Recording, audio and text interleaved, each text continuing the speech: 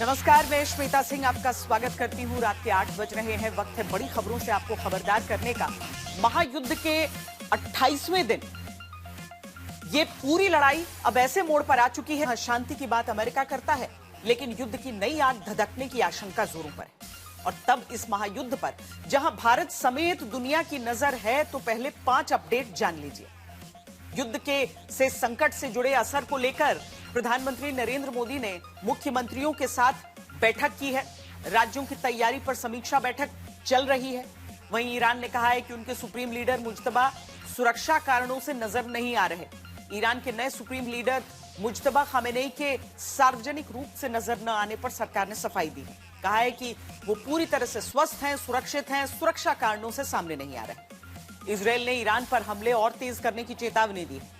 रक्षा मंत्री इजरायल कात्स ने कहा कि ईरान की मिसाइल हमलों के जवाब में अब कार्रवाई और बड़ी होगी। जर्मनी ने रूस पर आरोप लगाते हुए कहा है कि वो ईरान को हमले के टारगेट पहचानने में मदद कर रहा है। फ्रांस में G7 बैठक के दौरान जर्मनी ने रूस को घेरा। और पोलैंड के प्रधानमंत्री टस्क ने कहा है कि आने वाले दिनों में मध्य पूर्व में तनाव बढ़ सकता है। तनाव जो पहले से चरम पर है, और कहां तक जाएगा? ईरान के हौसले बुलंद हैं। अब तक उसकी तरफ से AI वीडियो जारी करके अमेरिका को चिढ़ाया गया। अब वहां के नेता तंज कस के डोनाल्ड ट्रंप को आईना दिखा रहे हैं। ईरान की संसद के स्पीकर गालिबफ ने अमेरिका पर तंज कसते हुए कहा कि जो अमेरिका पश्चिम एशिया में अपने ठिकानों पर अपने ही सैनिकों की रक्षा करने में असमर्थ है, जो अपने सैनिकों को बचाने के लिए होटलों और पार्कों में छिपा कर रखता है, वो हमारी धरती पर उनकी रक्षा कैसे कर सकता है? तो ईरान अमेरिका को जमीनी हमला करने को लेकर चेतावनी दे रहा है।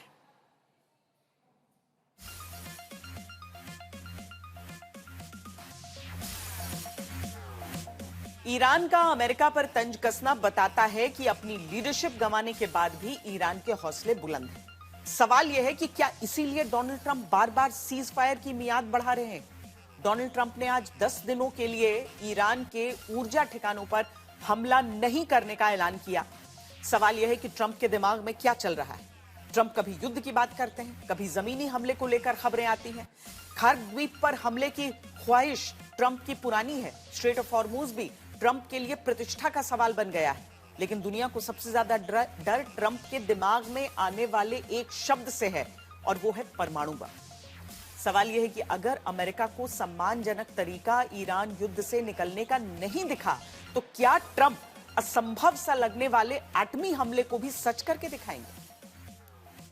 When I tell you we're winning so big, nobody's ever seen anything like we're doing in the Middle East with Iran. सवाल तो बनता है कि अगर डोनाल्ड ट्रंप के नेतृत्व में अमेरिका ऐतिहासिक जीत दर्ज कर रहा है, तो फिर ट्रंप सीज फायर आगे क्यों बढ़ाते जा रहे हैं? अगर अमेरिका ने वाकई में ईरान को झुका दिया है, तो फिर उससे समझौता करने को लेकर इतने उतावले क्यों हैं? And they are negotiating, by the way, and they want to make a deal so badly, but they're afraid to say it because they figure they'll be killed by their own people. अमेरिकी राष्ट्रपति Donald Trump Iran को तीसरी deadline देने की वजह से सुर्खियों में आ गए हैं। डोनाल्ड ट्रंप ने ईरान के पावर प्लांट पर हमलों की डेडलाइन 10 दिन के लिए बढ़ा दी। अमेरिकी राष्ट्रपति ने कहा कि वो ईरान के अनुरोध पर 10 दिनों के लिए ईरान के ऊर्जा ढांचे पर हमले रोक रहे हैं। उन्होंने ये भी बताया कि बातचीत बहुत अच्छी चल रही है।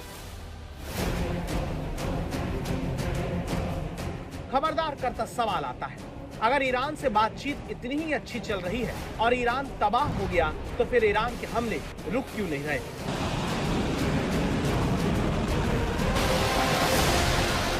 ये तस्वीर ईरान की सेना के टू प्रॉमिस 4 की 83वें चरण के हमले के ऐलान की है, जिसमें मिसाइल से ईरान ने इजरायली और अमेरिकी ठिकानों पर हमलों का दावा किया। सवाल फिर आता है कि अगर ईरान से ट्रंप की इतनी अच्छी बातचीत चल रही है, तो फिर हमले रुक क्यों नहीं रहे? जो ईरान अमेरिकी सेना को निशाना बना रहा है, उस पर ट्रंप इतने मेहरबान क्यों है? खुद ही अमेरिकी राष्ट्रपति डोनाल्ड ट्रंप ने 22 मार्च को ईरान के ऊर्जा ठिकानों पर हमले का सबसे पहले अल्टीमेटम दिया। फिर ईरान के बिना मांग किए अगले 5 दिनों के लिए युद्ध रोक दिया, और अब अपनी डेडलाइन पूरी होने से पहले 10 दिनों की छूट ईरान को और दे दी, जबकि ईरान की तरफ से ऐसी कोई भी मुरव्वत अमेरिका से नहीं मांगी गई और न ही अमेरिका को कोई राहत ईरान की तरफ से दी जा रही है। They are begging to make a deal, not me. They're begging to make a deal. And anybody that saw what was happening over there would understand why they want to make a deal. Trump के दिमाग में चल क्या रहा है, यही तो समझना है, और उसे समझना बहुत मुश्किल माना जाता है। इसकी एक बड़ी वजह ये कि ट्रंप खुद भी नहीं जानते वो अगले पल क्या कहेंगे या फिर उन्होंने कुछ देर पहले क्या कहा। ट्रंप के विचार और शब्द इतनी तेजी से बदलते हैं, कोई भी हैरान रह जाए। But they say, oh, we're not talking to them. Anybody would know that. And only a total fool. And they're not fools. They're very smart, actually, in a certain way. And they're great negotiators. I say they're lousy fighters, but they're great negotiators. They are begging to work out a deal. तो Trump जो कहते हैं उसे अगले ही पल खारिज कर देते हैं। ट्रंप को लेकर सबसे बड़ा सवाल है कि अगर ईरान की हालत पतली है तो फिर उससे बिना मांगे ही डोनाल्ड ट्रंप लगातार सीज फायर की राहत क्यों दे रहे हैं। अगर बातचीत अच्छी ही चल रही है तो फिर ईरान की घेराबंदी के लिए सैनिकों की तैनाती क्यों बढ़ा रहे हैं। इन सब का मतलब क्या है? क्या ये मजबूरी है या फिर ट्रंप के दिमाग की नई रणनीति? रणनीति भी है और मजबूरी भी है। मजबूरी इसलिए कि अमेरिका को लग रहा है कि जितना वो ईरान को ध्वस्त करने के में लगा हुआ है उतना ही ईरान का मनोबल जो है वो ऊंचा होता जा रहा है। और ऐसे हालात में अगर वो ईरान पे अब हमला करेगा तो पूरे विश्व भर में जिस प्रकार से ईरान दबाव डालने की कोशिश कर रहा है, स्टेट ऑफ होर्मुज को वेपनाइज करने की कोशिश कर रहा है, तो वो एक अमेरिका मुझे लगता है समय लेने की कोशिश कर रहा है जिससे कि उस समय में वो अपनी रणनीति बना ले। और अगर उसको हमला करना ही है, बूट्स ऑन ग्राउंड उसने डालने हैं ईरान पे, तो उसको कुछ ना कुछ तो सोचना होगा, क्योंकि अब ये युद्ध जो है या तो बातचीत से सुलझाया जा सकता है या फिर लड़ाई में हार और जीत से। इसमें और कोई दूसरा या तीसरा रास्ता नहीं। डोनाल्ड ट्रंप के फैसले अमेरिका में एक बड़ा मुद्दा बनते हैं, लेकिन दुर्भाग्य ये कि उनके फैसलों का प्रभाव सिर्फ अमेरिका तक सीमित नहीं। ईरान से युद्ध लेकर उन्होंने दुनिया को हिला दिया, ऊर्जा का संकट पैदा हो गया, दुनिया को भी संदेश से भर दिया कि ट्रंप क्या कुछ बड़ा करने से पहले के लिए माहौल बना रहे हैं।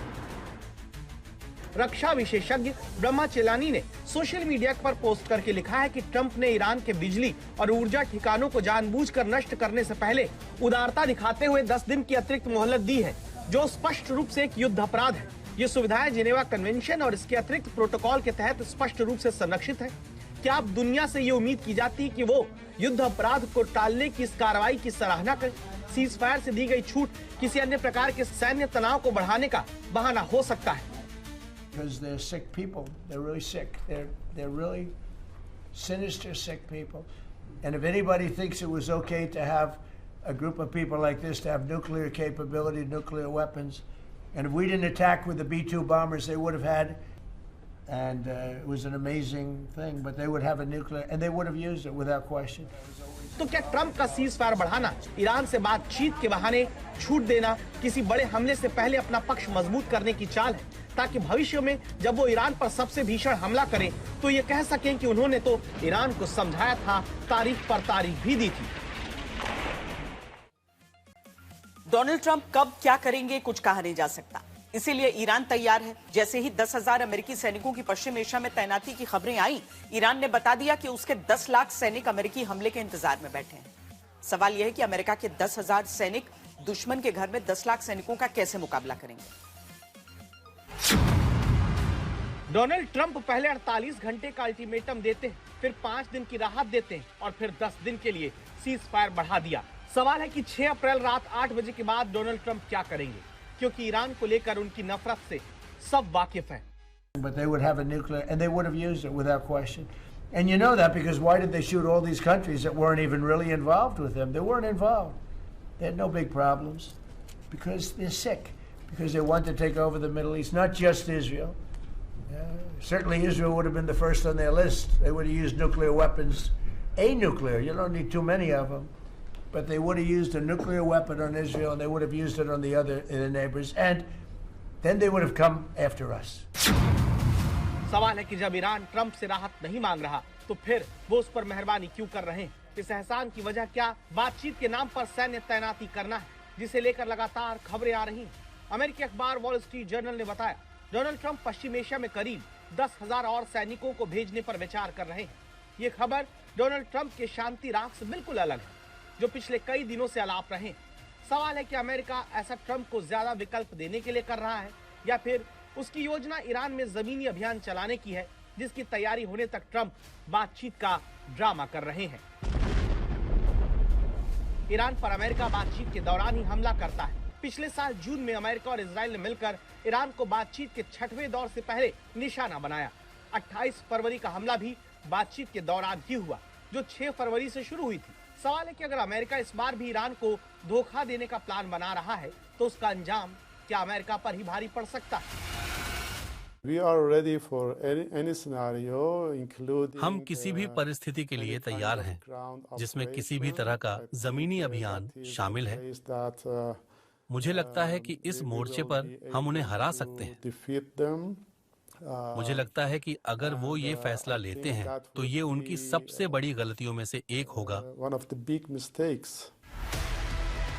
डोनाल्ड ट्रंप के उलट ईरान अपने लक्ष्य को लेकर बिल्कुल स्पष्ट है। वो अमेरिका से लंबी लड़ाई के लिए कमर कस चुका है, लेकिन डोनाल्ड ट्रंप दिन में कई बार अपने लक्ष्य बदलते हैं। कभी वो सत्ता परिवर्तन की बात करते हैं, तो कभी कहते हैं कि ईरान से उन्हें सुप्रीम लीडर बनने का प्रस्ताव मिला है। फिर वो ईरान के न्यूक्लियर प्रोग्राम के खत्म होने की घोषणा करते हैं, और अगली ही पोस्ट में उन्हें ईरान में मौजूद 450 किलो संवर्धित यूरेनियम की याद आ जाती है। वो करना और कहना क्या चाहते हैं, इसे लेकर कंफ्यूजन दिखता है। जब भी कोई मॉरिटोरियम या सीज फायर होता है, दुश्मन देश के अपने जो लीडर्स हैं, वो अपने मिलिट्री रिसोर्सेज को, मिसाइल्स को बाहर रीलोकेट करने लगते हैं, अपने मिलिट्री रिसोर्सेज को मूव करने लगते हैं। मूवमेंट बढ़ जाता है, कम्युनिकेशन ऑन हो जाता है, यानी रडार्स भी ऑन, क्योंकि एनिमी की जो गैदरिंग करनी है इंटेलिजेंस की, उसके लिए रडार्स ऑन हो जाते हैं। एयर डिफेंस सिस्टम्स की चेकिंग रीचेकिंग शुरू हो जाती है। इन सब चीजों के होने से इलेक्ट्रोमैग्नेटिक वेव के थ्रू और बहुत सारे ऐसे टेक्नोलॉजी के एडवांसमेंट है, जिनके थ्रू एनिमी की लोकेशंस पता चलती रहती है। अब इसे ट्रंप का माइंड गेम कहें या फिर अमेरिका का इस जंग में गेम ओवर होने का संकेत, लेकिन ट्रंप के बोल बदल रहे हैं। जो कभी कहते हैं कि जंग 3 से 4 हफ्ते चलेगी, फिर कहा जब तक जरूरी होगा जंग लड़ेंगे। पहले कहा ईरान परमाणु बम बना रहा है, फिर कहा ईरान हमला करने वाला था। इसके बाद ट्रंप ने कहा कि ये जंग रिजीम चेंज के लिए है। अब कह रहे हैं ये जंग हॉर्मूज को खुलवाने के लिए है। समझ ही नहीं आता ट्रंप आखिर चाहते क्या है।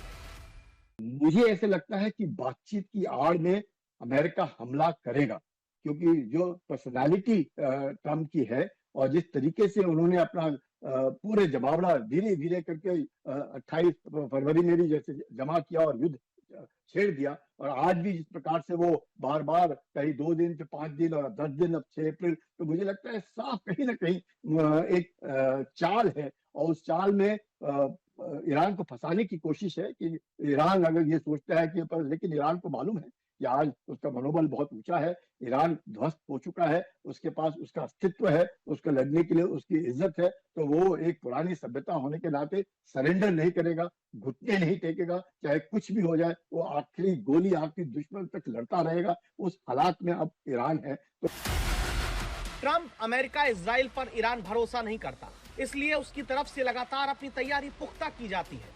अमेरिका के 10,000 सैनिकों की तैनाती के जवाब में ईरान ने 10 लाख IRGC सैनिकों की तैनाती करना शुरू कर दिया। तेहरान की तस्नीम न्यूज एजेंसी ने एक सैन्य स्रोत के हवाले से बताया कि इन सैन्य बलों को जमा कर लिया गया है और वो युद्ध के लिए तैयार है।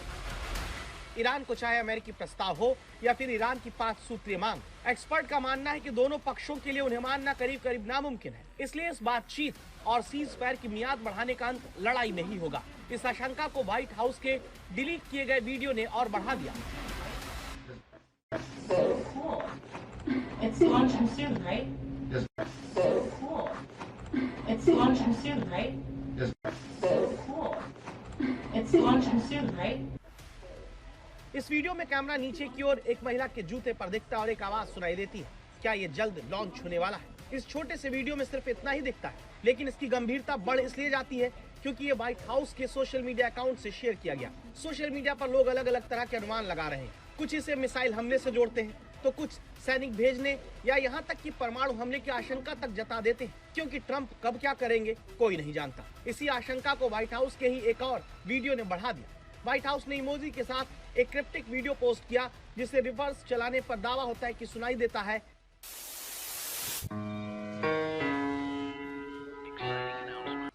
एक्साइटिंग अनाउंसमेंट टुमारो, मतलब कल एक बड़ा ऐलान होगा।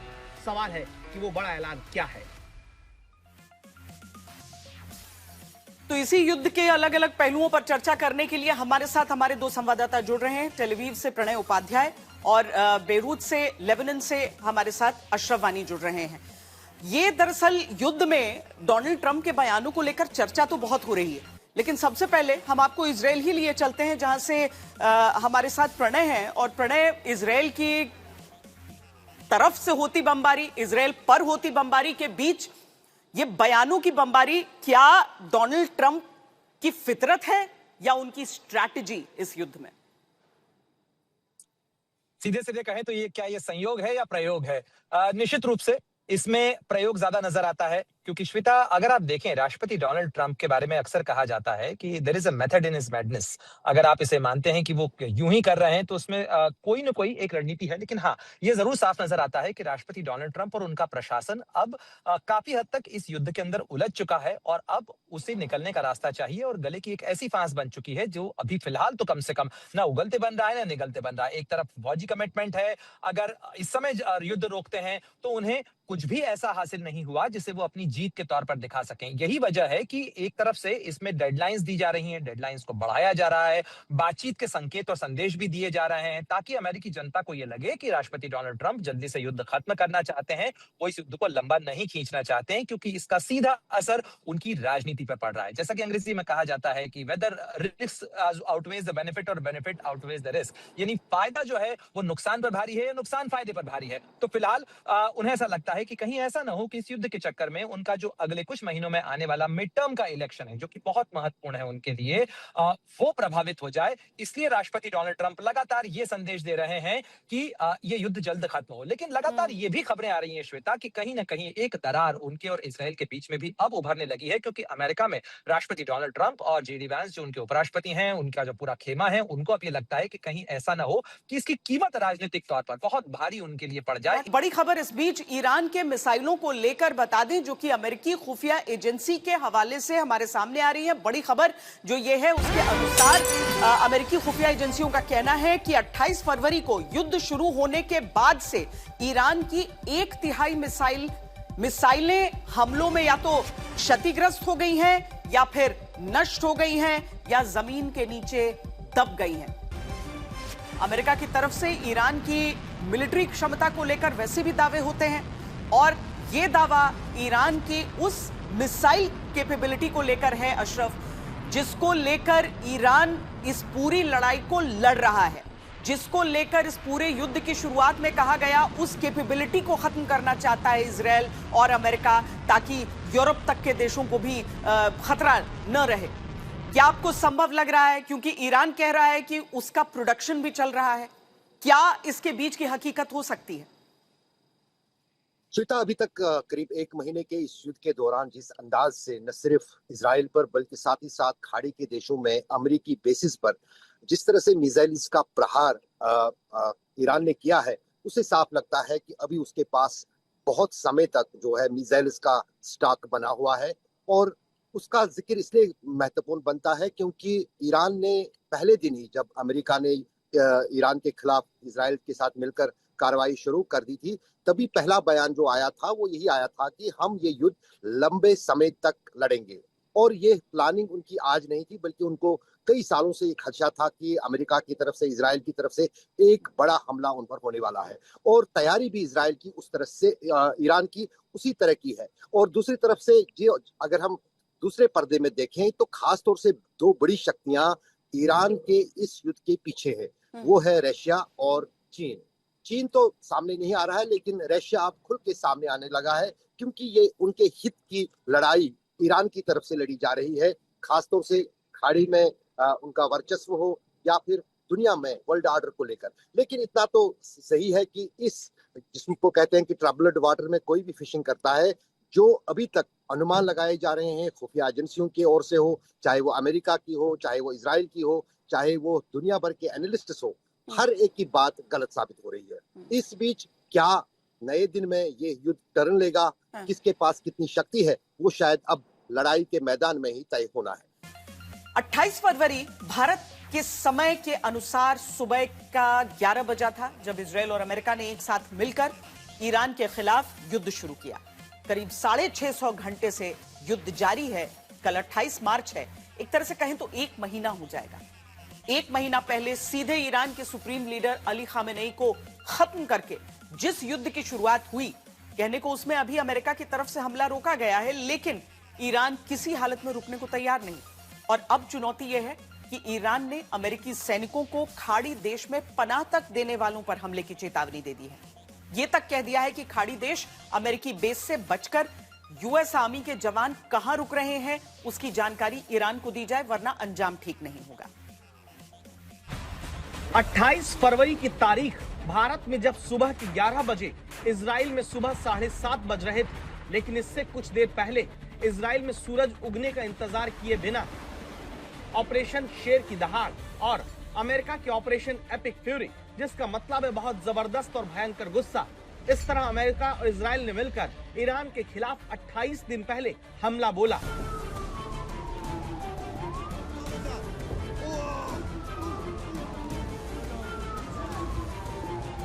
और फिर सूरज उगने के साथ ईरान की राजधानी तेहरान में अचानक इजराइल ने मिसाइल और बम गिराना शुरू कर दिया। युद्ध की शुरुआत में दुनिया को लगता रहा अमेरिका और इजराइल मिलकर ईरान पर बहुत भारी पड़ेंगे, लेकिन 28 दिन के भीतर ईरान ने बता दिया अब हम पहले वाले वो ईरान नहीं है। नतीजा अब यह है कि मिसाइल की ताकत से लैस ईरान, जिसने अपने बहुत महंगे नहीं बल्कि कम कीमत वाले ड्रोन से खाड़ी देशों में अमेरिकी बेस पर युद्ध की शुरुआत में ही हमला करके सबको चौंका दिया। जिस ईरान ने अपने ड्रोन के दम पर अमेरिका से जुड़े तेल के जहाज तक को धू-धू कर जला दिया। युद्ध के 28 दिन के भीतर उसी ईरान ने अब वीडियो जारी करके दिखाया है कि इजराइल के मरकवा टैंक तक ड्रोन से तबाह किए जा सकते हैं। ये वीडियो दक्षिणी लेबनान के तबाह शहर का चौक का है, जहां ईरान के प्रॉक्सी हिजबुल्लाह ने वीडियो जारी करके दावा किया कि उसने एफपीवी ड्रोन से हमला इजराइल के मरकवा टैंक पर किया।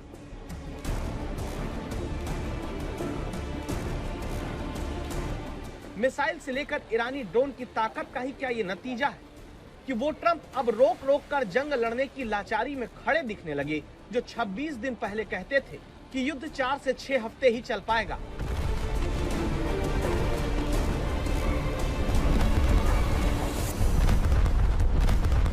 We're already substantially ahead of our time projections, but whatever the time is, it's okay. Whatever it takes, we will always. And we have, right from the beginning, we projected 4 to 5 weeks, but we have capability to go far longer than that. We'll do it, whatever. चुटकियों में जो जंग जीतने की सोचते रहे उस America का हाल 28 दिन के भीतर ये हो चुका है कि दावा है खाड़ी देश में अमेरिकी सैनिकों को भाग भाग कर ठिकाना नया खोजना पड़ रहा है। न्यूयॉर्क टाइम्स की रिपोर्ट कहती है ईरान के मिसाइल और ड्रोन हमलों ने पश्चिम एशिया में अमेरिका के कई सैन्य ठिकानों को भारी नुकसान पहुंचाया है, जिसके चलते कई अमेरिकी सैनिकों को अपने टूट फूट चुके ठिकानों से हटकर होटल, दफ्तर या फिर दूसरी अस्थायी जगहों पर जाना पड़ा है। और अब ईरान ने नई धमकी तक देनी शुरू कर दी। ईरानी सेना के प्रवक्ता ने खाड़ी देशों को चेतावनी दी कि अगर वहां के होटल ने अमेरिकी सैनिकों को ठहरने के लिए कमरा जगह दिया तो फिर हमला होगा। असल में इस पूरे युद्ध के शुरुआती हमलों को याद करिएगा, जब मार्च के पहले हफ्ते में बहरीन, यूएई, सऊदी अरब समेत दूसरे खाड़ी देशों में होटल तक हमले की जद में आ गए, तब से इसकी 2 वजह मानी गई।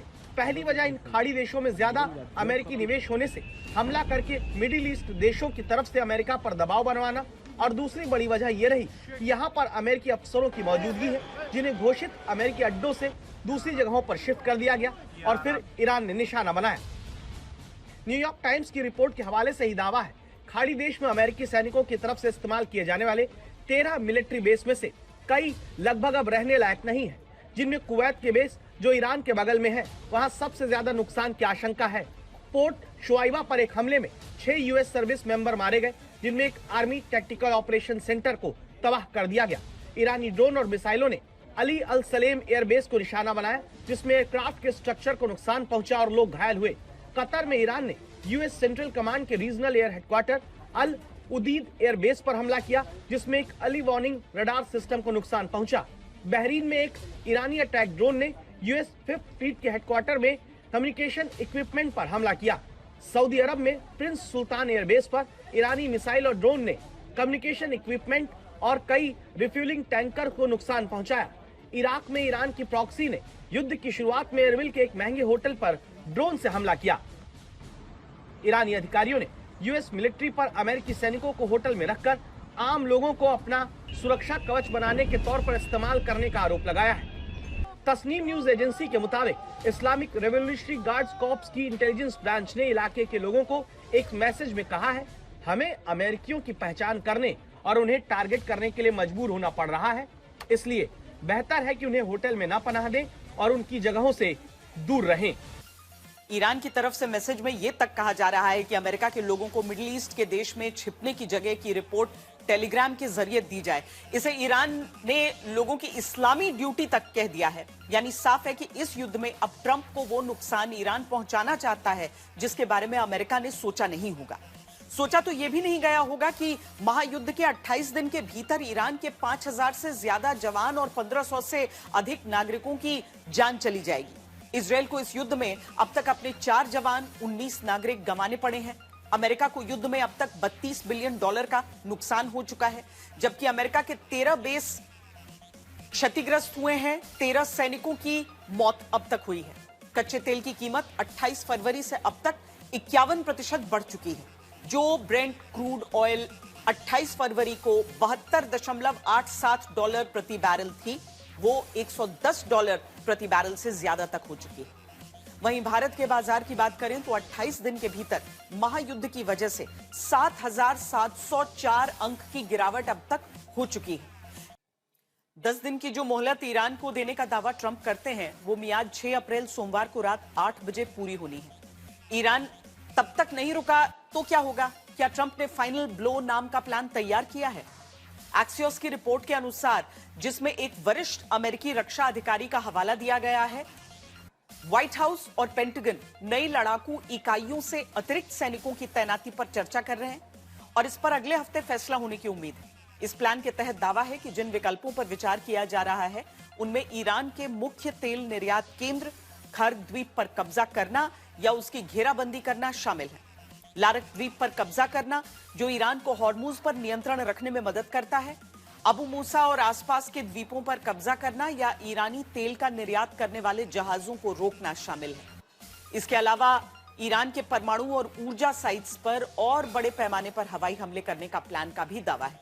इसमें ईरान के परमाणु सुविधाओं, पावर प्लांट्स और मिसाइल उत्पादन केंद्रों पर भारी बमबारी शामिल है। जबकि ट्रंप का सबसे चुनौतीपूर्ण प्लान ईरान के अंदर जमीनी अभियान चलाना है। अमेरिका भी हर प्लान के साथ तैयार है। खर्ग के साथ साथ हॉर्मुज में भी ईरान के माइंस और अंडर वाटर ड्रोन से निपटने को लेकर आज बड़ी खबर आई। अमेरिका ने ईरान के साथ युद्ध में बिना क्रू यानी बिना इंसान के कंट्रोल वाली ड्रोन बोट्स तैनात की हैं। दरअसल अमेरिका हॉर्मुज में अपना दबदबा या कंट्रोल नहीं जमा पाया है। इसका सबसे बड़ा कारण हॉर्मुज में ईरान की सी माइंस और अंडर वाटर ड्रोन्स की मौजूदगी है। अब अमेरिका ने इसका भी तोड़ निकालना शुरू कर दिया है। अमेरिकी रक्षा विभाग ने पहली बार पुष्टि की है कि ग्लोबल ऑटोनोमस रिकॉनेसांस क्राफ्ट यानी गार्क नाम के समुद्री ड्रोन को ऑपरेशन एपिक फ्यूरी के तहत अभियान में तैनात किया गया है। अमेरिका ने इस ड्रोन का पहला ऑपरेशनल इस्तेमाल ऑपरेशन एपिक फ्यूरी के दौरान ही किया। पेंटागन के अनुसार इन गार्क ड्रोन्स ने ऑपरेशन के दौरान 450 से अधिक ऑपरेशनल घंटे और 2200 नॉटिकल माइल्स से अधिक दूरी तय की है। यह पहली बार है जब वॉशिंगटन ने किसी जंग में इस तरह के बोट्स के इस्तेमाल की पुष्टि की है। छोटी और तेज होने के कारण ये IRGC की फास्ट अटैक बोट्स या माइन लेइंग वेसल्स को ट्रैक करने में भी प्रभावी है। अमेरिका की तरफ से आज जानकारी आई कि 850 क्रूज मिसाइल ईरान पर दागी गई, लेकिन इतनी खतरनाक मिसाइलें भी ईरान को झुका नहीं पाई। ईरान की तरफ से भी मिसाइल दागी जा रही है, जिसकी तारीफ डोनाल्ड ट्रंप तक कर चुके हैं।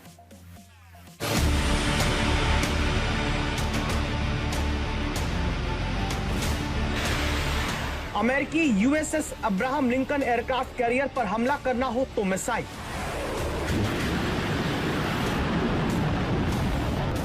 पश्चिम एशिया में अमेरिका के सैन्य ठिकानों को निशाना बनाना हो तो मिसाइल,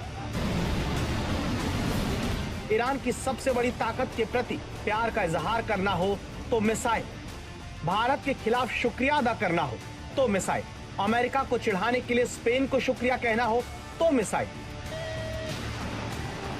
पश्चिम एशिया में जंग की शुरुआत से दो ही चीजों की चर्चा है, पहला तेल, दूसरा ईरान की मिसाइल। सबसे बड़ी बात यह कि ईरानी मिसाइलों की तारीफ खुद अमेरिका के राष्ट्रपति डोनाल्ड ट्रंप तक कर चुके हैं, जो बताते हैं कि ईरान की मिसाइलें सिर्फ शोर नहीं कर रही, असली नुकसान पहुंचा रही।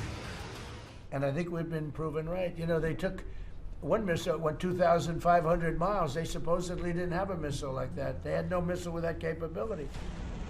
2,500 किलोमीटर दूर तक हिंद महासागर में ब्रिटेन के डिएगो गार्सिया सैन्य अड्डे पर मिसाइल मारकर ईरान ने अपनी ताकत दिखा दी, जिससे हर कोई हैरान है। सबसे बड़ी बात यह कि ये तो शुरुआत है, क्योंकि ईरान कह रहा है उसने अब तक अपनी 70% मिसाइल का इस्तेमाल नहीं किया।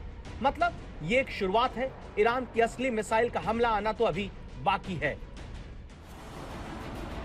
ईरान की तरफ से बयान इसलिए भी अहम है क्योंकि इजराइल तक में ईरानी मिसाइलों का कहर दुनिया देख चुकी है।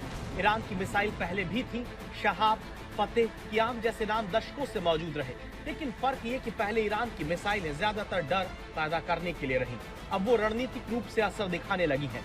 अब ईरान सिर्फ मिसाइल दागने की क्षमता नहीं दिखा रहा, बल्कि ये साबित कर रहा है कि वो किसी खास लक्ष्य पर वार कर सकता है, जिसने जंग में ईरान को एक राजनीतिक और मनोवैज्ञानिक युद्ध का सबसे मजबूत हथियार बना दिया।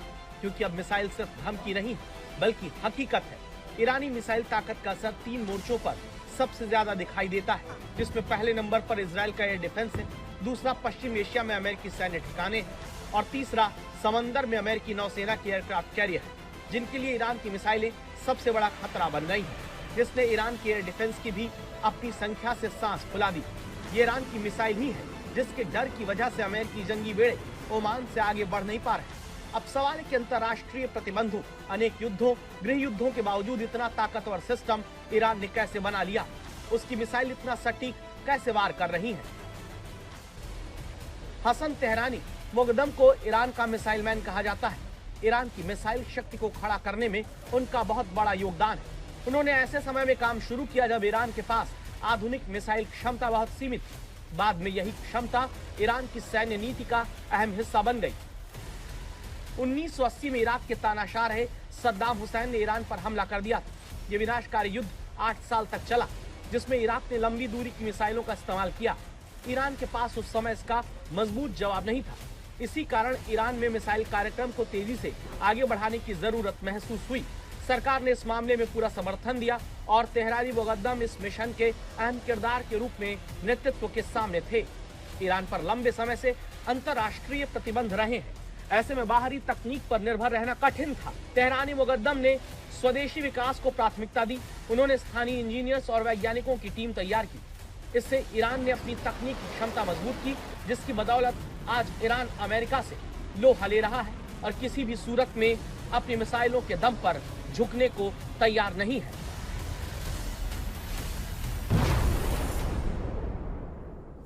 अट्ठाईस दिन में दावा है कि ईरान ने इजरायल पर 450 से ज्यादा मिसाइलें दागी। हालांकि 90% मिसाइलें इजरायल ने नष्ट कर ली, इंटरसेप्ट कर दी। लेकिन इन सब के बीच खतरा है और इसी खतरे से बचाने को जब इजरायल सायरन बजाकर अलर्ट करता है तो वो सायरन दिन रात हमले से तो अलर्ट कर देता है, लेकिन नींद पर हमला करके तोड़ देता है।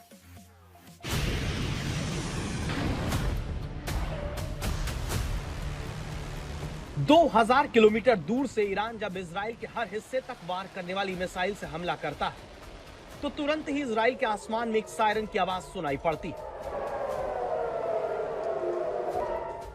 वो सायरन जो दिन हो या रात इजराइल के लोगों को ईरान के मिसाइल हमले से बचाता है। अभी जब संवाददाता प्रणय उपाध्याय इजराइल में मौजूद है तब भी, और जब आज तक संवाददाता श्वेता सिंह इजराइल में पिछले हफ्ते तक युद्ध की शुरुआत से रिपोर्ट करती आई, तब भी यही सायरन इजराइल के लोगों को सतर्क करता रहा ताकि वो बंकर में या सुरक्षित जगह पहुंच सके।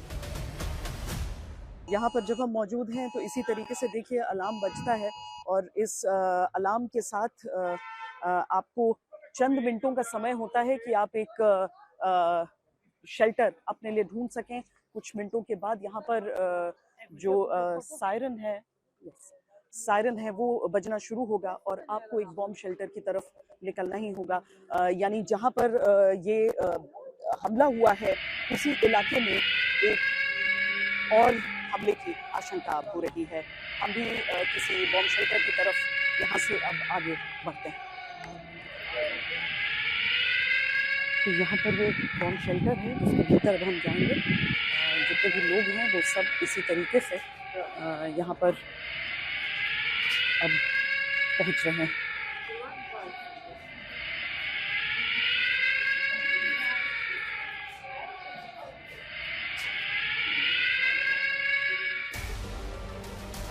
बंकर तक घर में हो या फिर बाहर, इजराइल के लोग सायरन की आवाज आते ही पहुंच तो जाते हैं, लेकिन क्या सुरक्षा के लिए यही जरूरी सायरन इजराइल के लोगों की नींद भी उड़ा दे रहा है?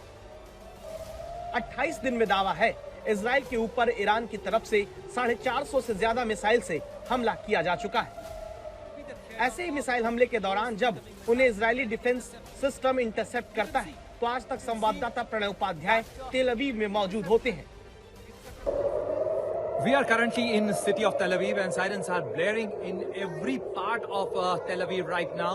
You can hear the sounds of these sirens, and since morning, this is the 8th or 9th time the sirens are blaring, and sky behind me could be the theater of those incoming missiles and their interception. And you can see that that intercepted missiles can be seen here, and these are the signs of those missiles being intercepted, and Iranian missiles are increasingly targeting, and there is an intensification here which can be reported. And see, the sirens are still blaring and the activity in the sky is still there, can be seen. These are the trails of those missiles interceptors, and now we have to wait for the reports coming from the official authorities that what exactly is the impact site of these missiles. 28 दिन में 450 से ज्यादा missile से हमले का मतलब है औसत रोज 16 मिसाइल से हमला इजराइल में ईरान की तरफ से होना, जिन्हें यूं तो इजराइल नीचे गिरने ही नहीं देता, लेकिन हर बार मिसाइल अटैक होते ही सायरन का बजना इजराइल के लोगों को सुरक्षा के घेरे और नींद से दूरी पर रखता है। यहाँ पर सुरक्षा से भी ज्यादा बड़ी चिंता लोगों की इस चीज को लेकर है कि बीते कई दिनों से लोगों की नींद पूरी नहीं हुई है यहाँ पर, और ये लोगों के कंसंट्रेशन से लेकर उनकी सेहत के ऊपर एक बुरा असर डाल रहा है। यानी वाकई में इस युद्ध ने केवल इजराइल ईरान की नहीं बल्कि पूरी दुनिया की नींद हराम कर रखी है। तो खासतौर पर जहां पर मैं मौजूद हूँ तेल अवीव, वहां पर कई लोग आपसी संवाद के अंदर ये कहते हुए मिल जाते हैं कि अभी लड़ाई बंद होनी चाहिए क्योंकि कम से कम नींद तो पूरी हो लोगों की। आज तक संवाददाता प्रणय उपाध्याय इस वक्त इजराइल में हैं, जहां लेबनान बॉर्डर के पास एक हमले की खबर उन्हें मिली, लेकिन जब तक वो वहां पहुंचे प्रशासन ने हमले के गड्ढे को भर दिया। पूरे इलाके से मिसाइल के टुकड़े को तुरंत साफ कर दिया गया, मानो कुछ हुआ ही नहीं। इस जगह को देखिए, ये इम्पैक्ट साइट है। यहाँ जली हुई जमीन ये बताती है कि कितना गंभीर ये हमला था, कितना जबरदस्त इसका इम्पैक्ट था, लेकिन तस्वीर कुछ ही घंटों के अंदर बदल चुकी है। इस गड्ढे को अब भर दिया गया है, लेकिन यहाँ बिखरे हुए इस धातु के निशान बताते हैं कि किस तरीके से यहाँ इम्पैक्ट था कि जो मेटल है, जो धातु है, वो पिघल चुकी है यहाँ पर, और इस तरीके से धातु के टुकड़े बिखरे हुए हैं, जमीन जल चुकी है। और उसके साथ ही यहाँ पर देखिए, ये दीवार के ऊपर इम्पैक्ट इतना जबरदस्त था कि पूरा प्लास्टर उखड़ गया है। यहाँ पर जो कंक्रीट था, उस कंक्रीट की एक लेयर यहाँ से खत्म हो चुकी है, और ये दीवार के अंदर कितने जबरदस्त उस रॉकेट के टुकड़े गिरे होंगे, कितने अंदर धंसे होंगे कि उसने ये सारी चीजें जो हैं उसके अंदर ये निशान बना दिए हैं। जमीन जली हुई है और आप तस्वीरें देख सकते होंगे, लेकिन आप यहाँ पर उस जलन की या उस गंध को महसूस शायद न कर पाएं, लेकिन मैं आपको जो जमीन दिखाना चाहता हूँ। रक्षा मंत्रालय ने रक्षा क्षमताओं को बढ़ाने के लिए 2,30,000 करोड़ रुपए के प्रस्तावों को मंजूरी दी। रक्षा मंत्रालय ने S-400 लंबी दूरी की सतह से हवा में मार करने वाली मिसाइल प्रणालियों की खरीद के प्रस्ताव को भी मंजूरी दी है। भारत की तरफ से पश्चिम एशिया के संकट के बीच तैयारियों की ये अहम तस्वीर आपको हम दिखा रहे हैं। आज तक के 2 पत्रकारों के नाम बड़ी उपलब्धि जुड़ी है। अरविंद ओझा और श्रेया चैटर्जी को प्रतिष्ठित रामनाथ गोयनका अवार्ड से सम्मानित किया गया है। उन्हें यह सम्मान सिविक कैटेगरी डिजिटल में मिला है। दिल्ली के बवाना में अनियंत्रित जल उपयोग से दिल्ली में जल संकट के बढ़ने पर जो खबर और रिपोर्टिंग हमारे दोनों संवाददाताओं ने की, उसके लिए अरविंद ओझा और श्रेया चैटर्जी को रामनाथ गोयनका अवार्ड मिला है।